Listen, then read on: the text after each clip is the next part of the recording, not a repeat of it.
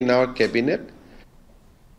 జనసేన నుండి బహిష్కరణకు గురైన అత్తి సత్యనారాయణ దిల్ రాజుపై తీవ్ర విమర్శలు చేశారు. థియేటర్ల బంద్ అంశంలో తాను ఎక్కడా బంద్ ప్రకటించలేదని స్పష్టం చేశారు.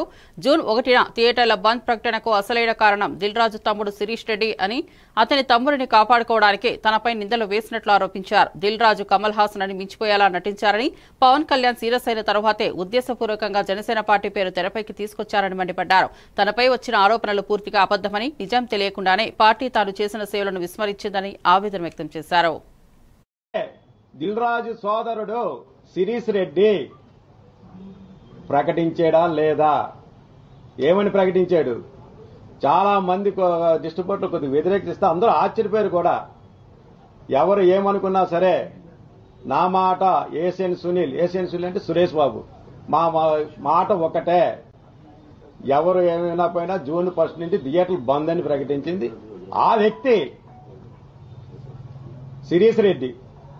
వాళ్ళ తమ్ముడిని కప్పుపించుకోవడానికి ఇది మొత్తం అంతా మా పార్టీ మీద నా మీద రుద్దడానికి ఇది అతను దుష్ట ప్రభావంగా చేశాడా లేదా? అది వాస్తవా కాదు? ఆంధ్ర రికార్డులు తీయండి. 3 ఆటలను కూడా తొడగొట్టి మరీ చెప్పాడు శిరీష్ రెడ్డి.